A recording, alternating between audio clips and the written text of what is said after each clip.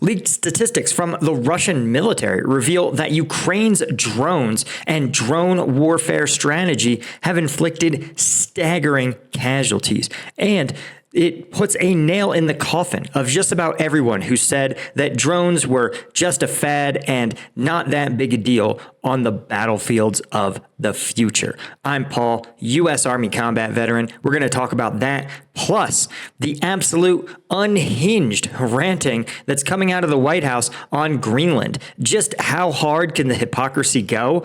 Well, JD Vance is testing our limits. Let's crack into it. Okay, so this I thought was a really important story. This is actually from a Russian investigative news outlet, but it was confirmed by the Kiev Post, and in their analysis, they actually found that it was could apply almost as well for Ukrainian armed forces.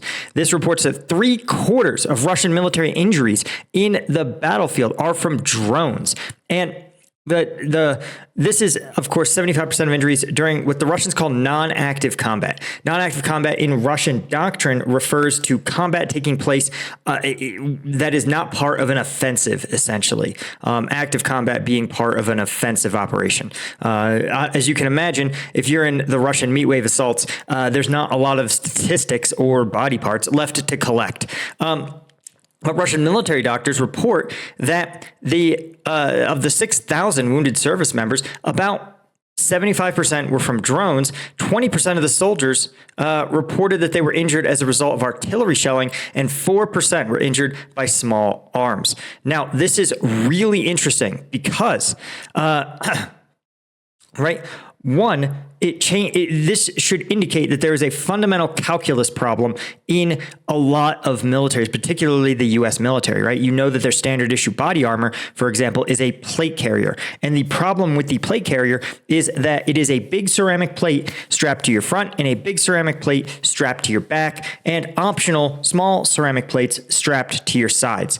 The issue is, of course, that these big ceramic plates are awesome. They can stop the most powerful rifle rounds coming at your chest. And if you're a special forces team in the mountains of Afghanistan in 2010, a plate carrier is just what you want. It takes the most important types of protection against the weapons you're most likely to encounter and gives you that protection and no excess weight. But these statistics bear out that modern warfare doesn't look anything like fighting Taliban in the mountains. And that issuing these plate carriers to U.S. military soldiers just makes them vastly more vulnerable. And the Russian military does this too, right? They issue standard plate carriers with a comically thin level of Kevlar to just catch spalling, essentially. And in some of the tests of recovered Russian military vests, they find that while they do in fact stop small arms rounds, the resultant spalling is still pretty dangerous. But more troublingly, the area of protection is simply from the collarbone down past your pectoral muscles and covering your lungs. Essentially, only the area of your heart and lungs get protection, and that's from the front and back. And again, if your opponent is engaging you with a rifle, then that's a perfect place to have protection, because that's exactly where most riflemen are trained to aim. The problem is drones, right? When the number one battlefield threat, right, where 3 in every 4 casualties, and in fact only, at 4%, that's what, 19 out of every 20 injuries is caused by the explosives of drones or artillery or grenades. That means that your protection needs to be much more comprehensive, right? Particularly given that protection against shrapnel and explosives can be lighter weight, so-called soft armor. But it means that you can take wounds in the head and neck, right? You can get lethal wounds in the stomach, into your back, around the kidneys, right? Even around your hips, where a lot of sensitive arteries that carry a lot of blood flow. All of those things are just ignored by tech like a plate carrier. And so already we're seeing that the modern warfare doesn't look like the Iraq and Afghanistan, and the U.S. military, again, already is finding itself behind the curve, focusing literally all of their personal protective gear on protecting against these 4% of injuries. But that's not all. Because remember, a drone is the mine that chases you back, right? And so in the Russian military, the time to evacuate wounded to surgical care increased by threefold. It's now up to an average, according to the Russian military, of 14 and a half hours, right? So that means if you can't survive your wounds for 15 hours, you are going to be KIA. And the absolute insanity of this is that right now the U.S. military, again, has this posture that focuses heavily on airborne CASEVAC, right? Medevacs flown in via helicopter. But in the era of drones, those helicopters are just big, sensitive targets. And just because they've lifted off a little bit from the ground or that they're slowly beginning to approach doesn't mean that it's going to make that they're going to be protected, right? And so this whole concept of how to rapidly CASEVAC someone needs to be reevaluated in light of drone tech. And again, think about how cheap it is, how cheap it would be to disable a helicopter in a active war zone. And again, if you have casualties in a place, then you probably are likely to, if you have drone-inflicted casualties, then getting a medevac helicopter is also going to be subject to drone risk, drone liability, right? And if an area is totally free of drones, it's probably a waste of time to send a medevac helicopter because then you could just drive them out regular-like. So you see how the whole U.S. military has built itself around a war that doesn't exist. And if you look at, for example, the French or the Belgians in the First World War, or even the Germans in the First World War, they naively took the tactics of the 1880s, tried to implement them in the 1910s. And when they came up against technology like machine guns, the result was massive casualties. And only when huge fighting forces were completely wiped out by this new technology did their military commands finally acknowledge that the doctrine books they had written were probably just wrong and out of date. And they had to painfully evolve into a new world. That's the direction that, again, we're seeing the Ukrainians, we're seeing the Russians go, but the people who are not doing this are the NATO officials who still maintain a delusional commitment to the old way of war, right? Again, this is the best analogy would be something like the age of sail, for example. Once the steamship was invented, it could do things that a sailing ship simply could never do.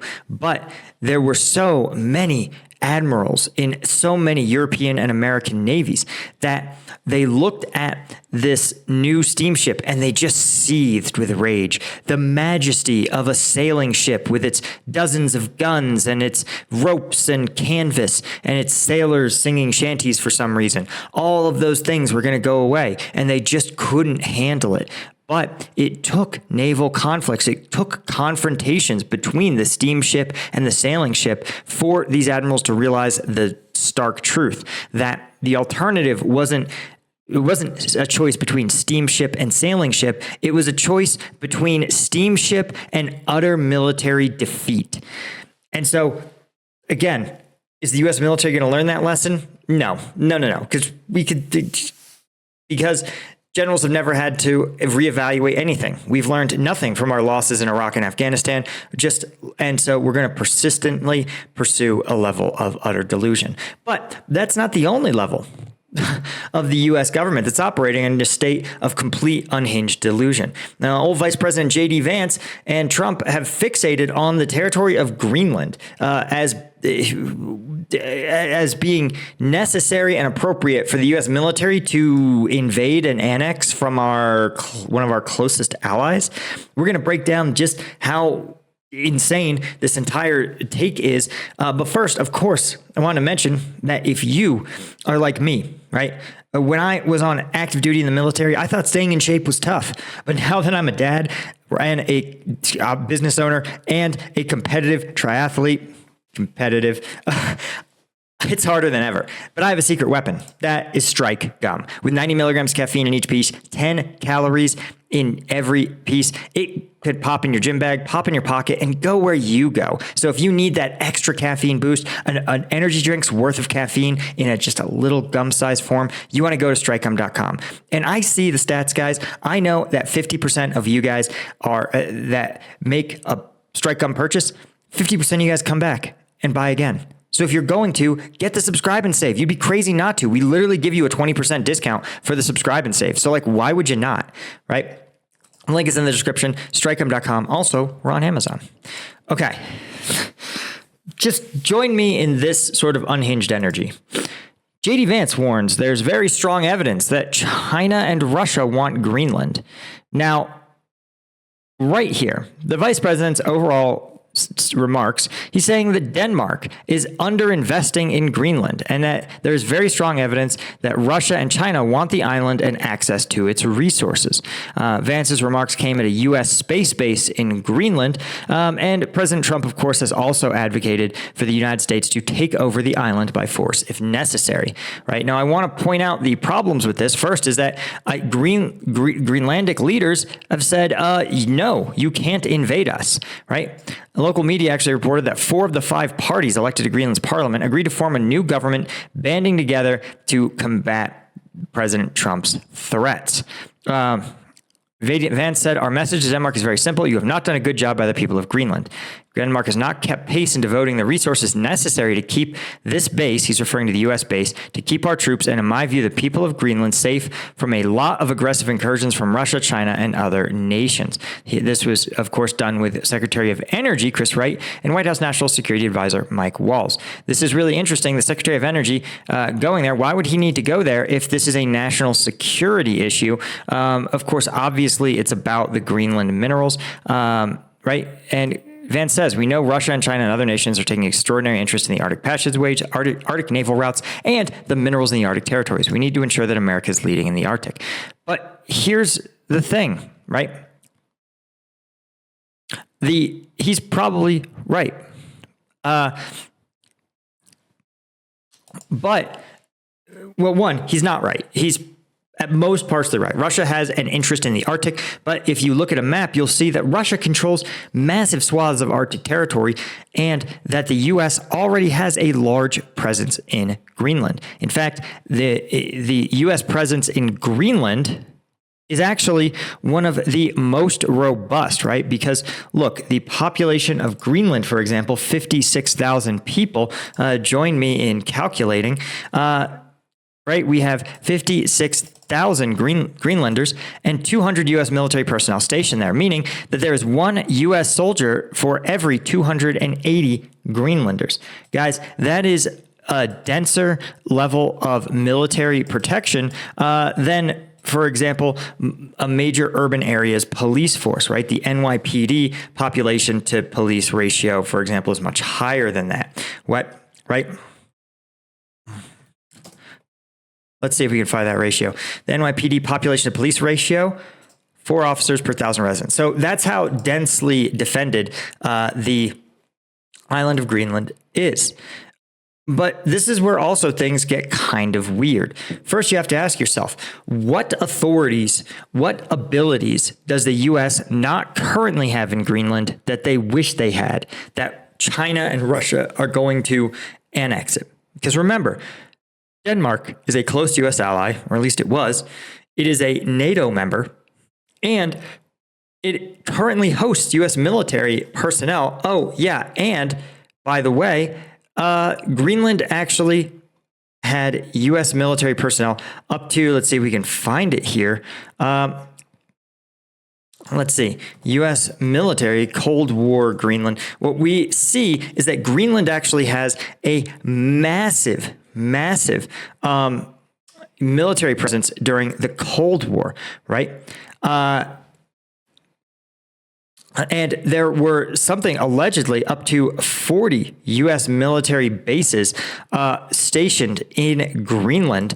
And this all is, to me, says that obviously the U.S. military, there is no agreement, right, that would prevent the U.S. military from stationing more troops in Greenland. In fact, under NATO, an attack on Greenland is already considered an attack on the continental United States. So what strategic interest does the U.S. gain by annexing Greenland? And the answer is pretty simple. There isn't one, right? What the U.S. wants to do is do the same thing it's trying to do in Ukraine, which is hoard so-called minerals and rare earth minerals. And the Greenlanders have said, listen, we're not really interested in letting mining companies. We see how mining companies operate, and we don't want you guys to extract it. But U.S. allies like Australia are actually currently pursuing, experimenting with mining operations in the area. But there's a bunch of problems. First off, the Arctic, as you guys might know, is very fucking cold. And it's very hard to engage in any level of mining operations in Greenland. So the Greenlanders have said, don't come here. Don't come here to mine our territory. We see what you guys are going to do. There's going to be a bunch of toxic shit. There's going to be a bunch of uranium byproducts. We're not interested. And even if you did it, it would be so hard and so expensive. You'd be better off looking for those minerals elsewhere. Right? And this is the other reason, I think, right? Trump says Greenland takeover needed for world peace, but then he says we're talking about international security. But nobody can seem to be more specific beyond talking points, right? You can't just sit there and say, well, we're doing this for world peace. We're doing this for international security. That itself is not a point. You have to actually make the point, right? Again, I can explain to you why supporting Ukraine is good for international security, right? But again, if you've watched this channel for any length of time, you know that there's a chain of logic, right? That defeating Russia is going to deter other aggressors, other aggressor states. It's going to maintain the international norm that invading your neighbors will create international outcry and sanction. That the largest economies in the world are committed to seeing even their smaller neighbors maintain their territorial integrity, right? That the UN Charter maintains some level of meaning in the world. And all of these things, right? That's an argument. So if there's an argument that Greenland needs to be annexed by the United States, conquered, let's use the right word, conquered by the United States, then we'll lay it out. Because we've heard this story before. You may recall that there was another administration several years ago that said that there was an imminent threat in Iraq, that it had weapons of mass destruction, that we couldn't show you the evidence, but we pinky promised, we swore that Saddam was imminently going to attack the United States with his big, scary super weapons. And we know that was BS. So when the vice president comes out and says, we can't show you why we think this or how we think this, but we totally think Russia and China are going to take over Greenland and we have to conquer it first, is sort of insane. It's also pretty weird that Vladimir Putin is actually like, yeah, you guys should own Greenland. And here's what's interesting, because it's rooted in your history. Now, you may be thinking, that sounds kind of familiar, right? The idea that America is the rightful conquerors of Greenland because historically Greenland belongs to the United States is the exact logic chain that Putin has used to annex or conquer Ukraine. He has said that Ukraine is supposed to be historically Russian. Very, very interesting sort of logic where Putin and Trump are saying, Putin's saying, it's good for you to use this logic, right? And we welcome it. You may note that, of course, Putin is happy to say the areas of the United States' actions that he opposes. For example, continuing to arm Ukraine, but he seems to be cheering for this. And of course, the reason is he wants to, not because Greenland is actually strategic or that the U.S. stands to gain anything from Greenland, but that simply Greenland is a chance to drive a wedge between another NATO country and their biggest military ally, the United States. And that's something that Putin just cannot, he just high fives himself every time it happens. But here's the final thing. There's a final point, and we're sort of dancing around it, but we have to say it, is that this doesn't make any sense. It only makes sense if you are Donald Trump, if this idea exists solely in the mind of Trump. Why? Because Donald Trump is fundamentally a pretty insecure guy, right? He has shown a track record that when someone else has something, he wants it. And Putin, who he has explicitly said he admires, is conquering Ukraine, expanding his country's territory. And that is part of Putin's idea of greatness. There's a reason he admires Peter the Great, a Russian Tsar that also conquered many territories and expanded the Russian Empire, expanded Imperial Russia. And Putin says, I too need to join the annals of history, of great Russian leaders who have conquered other peoples and expanded Russia's span of control. And Donald Trump says, wow, he's doing that and people are afraid of him. They respect him. He's a historic figure. I too must have my own historic conquests. I too need to be a conquering leader.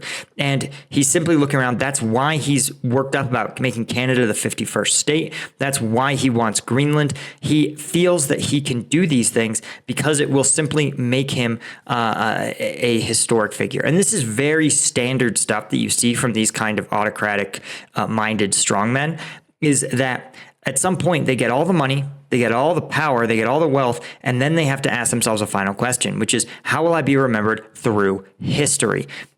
This is why Napoleon went into Russia. This is why Alexander the Great went into India, right? He had everything he could ever wanted. They owned huge swaths of their territory, but they wanted more. They wanted historic recognition. And of course, conquering weaker neighbors is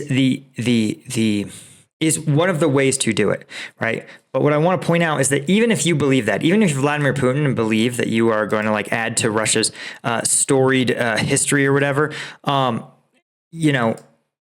history in the long run doesn't look at these things. Like, can you name anyone who expanded the Abbasid Caliphate or any of the Shahs of Iran who expanded the Persian Empire? If you're really, really smart, you may know Xerxes, the emperor from 300, right? Because that was a movie.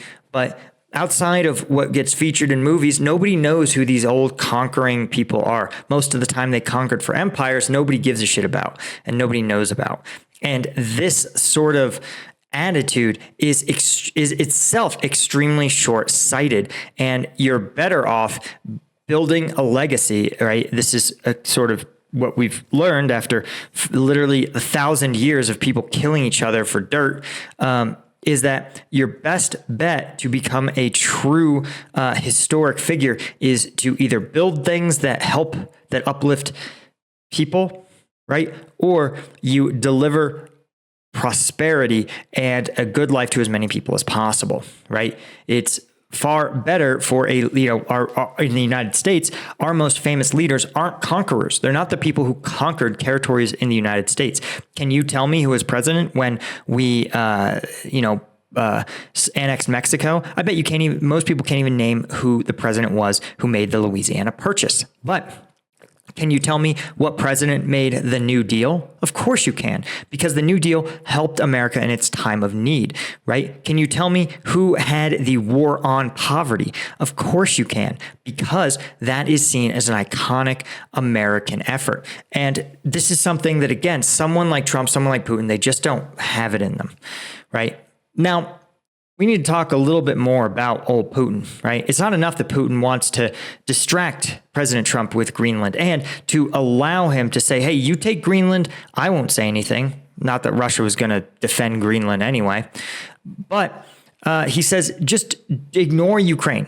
And the administration is doing just that. Now, you may point out that the administration continues to labor under the absolute delusion that Putin actually wants peace. And of course, Putin, with his sincere commitment to peace, is vowing to finish off Ukraine. Boy, what a peacenik. And mocks the size of the British army after it announces what it calls a reassurance force. Weird. Does any of that sound like someone interested in peace, or does that sound like someone who's just playing the United States, encouraging them to engage in the maximum level of weakness? And Putin also reaffirmed that Zelensky, whose term expired last year, but is in power because Ukraine can't hold elections because Russia currently has millions of Ukrainians held behind their lines, lacks the legitimacy to sign a peace deal. Weird. And still you have the U.S. just absolute delusion, running around, shuttle diplomacy, trying to get some kind of ceasefire deal when every single deal that they attempt to get with, every time they get a yes from the Russians go around and say, oh, sorry, we didn't understand it. We somehow, we're the Russian Federation, but we don't have any English translators, so we didn't know that you meant energy infrastructure, not energy and infrastructure. Oh no, we'll have to renegotiate from square one.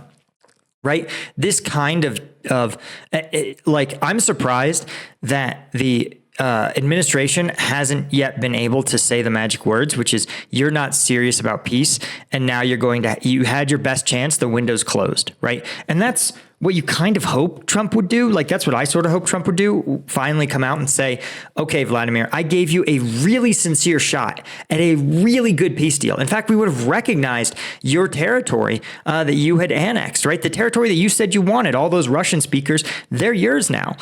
And Putin has done everything short of literally slapping Trump across the face. He's disrespected him by ordering him to fire members of his key staff. Keith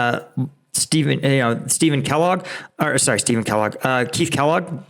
He's ordered him. He's forced his personally designated envoy to wait 8 hours, meeting with low-level lackeys.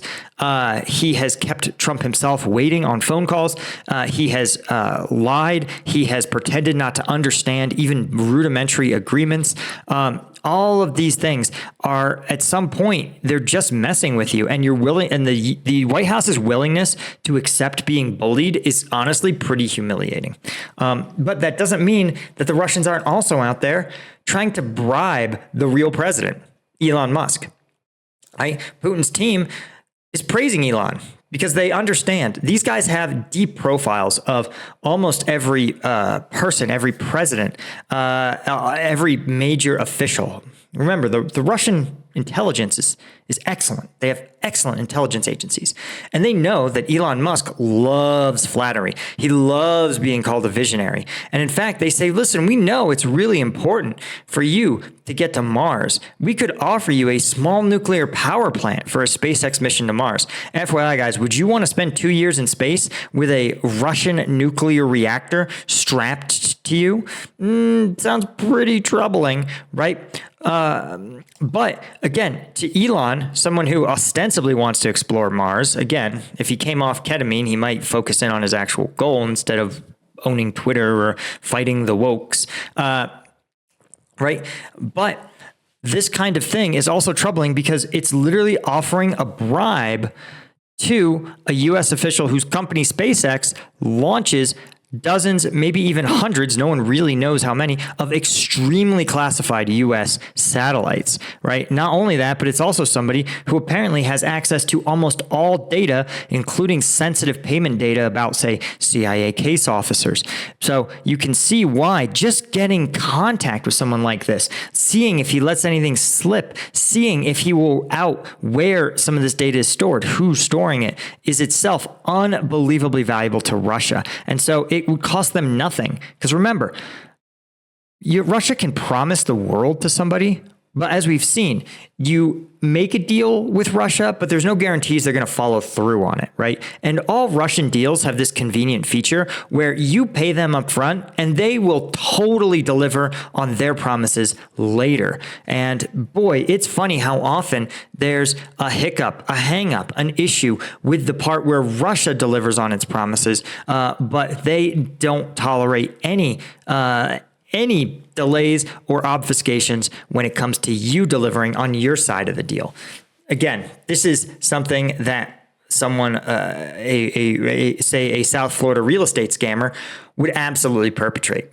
Now, why does this drive me crazy? Well, there's things that are even more unhinged. Remember that minerals deal thing that sort of fell apart and the U.S. said it was moving past? Well, it's back. The U.S. is now demanding all income from the joint fund until aid is paid back. Now, you may think to yourself, aid in English generally means assistance, right? And if you're going to bill someone for assistance after the fact, well, then it wasn't really ever assistance, it was a service.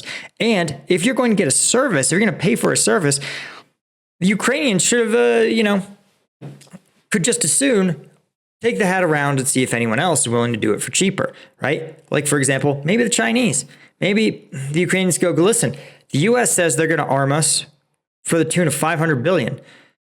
Would the Chinese do it for 30? Chinese probably be like, yeah, hell yeah, we'll sell you these drones, dog. We already know how to make them all. And the deeper problem, of course, is that if Ukraine is getting a bill for what was given to them as aid, we said, this is just aid, this is help, there is no bill. And then the administration turns around and says, surprise, we're hitting you with a bill.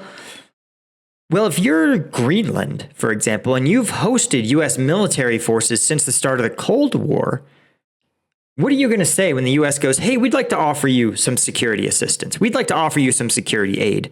You're going to go, no, thanks. I know what aid from you means, right? And you also have countries like South Korea or pick your country, Germany, who've hosted US troops since the start of the Cold War.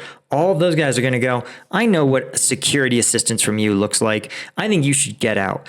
And the sad thing is, like, right now, U.S. military troops stationed in Eastern Europe, stationed in the Baltics. 4 soldiers are dead after driving their recovery vehicle into a swamp. And the fact is that Lithuanian soldiers, Polish soldiers are working together to recover the bodies of these U.S. troops. And so on one hand, you have this incident, you have this perception that the U.S. military their help is just a bill that hasn't been sent yet. And you're not going to find out what you're getting charged until it's too late. But in the same breath, you have U.S. soldiers in their time of need, when they are in dire straits. The Polish and Lithuanian troops show up in spades to assist and stand shoulder to shoulder to do what's right for these troops. And that, to me, is the biggest tragedy, is that this doesn't have to be like this. Friends and allies mean something, right? It means something to have an ally that you can trust, right? It's, again, imagine if a neighbor was like, hey man, my house is burning down, I need a hose. And you go, well, a hose at Home Depot is $13.95, but you look like you're in a pretty tight spot. I think this is a $200 hose, right? Or worse yet, you go, here, dude, take the hose, put out the fire, get yourself safe. And then afterward you go, that'll be $219 plus water. And you see how one of those scenarios, right? They both cost you very little. And yet, in one of those scenarios, you are seen as a helpful neighbor. And when you need it, that neighbor's going to help you out, probably without asking. And in the other scenario, that neighbor's never going to talk to you again because you were a piece of shit. Anyway, that's all I had, guys. Thank you to all the Colonel tier members, like Bill Collier, Robert Colburn, Gars, Martin, Gina Cresta, Chris Corsett, Francis Carlos, L90, Petra Toro, and Jalen Gao, as well as all of our Lieutenant tier members. Could not do it without you guys. I hope you enjoyed Thursday's video, and we're going to drop a new one over on Combat Vet News on Tuesday. See ya. Cheers.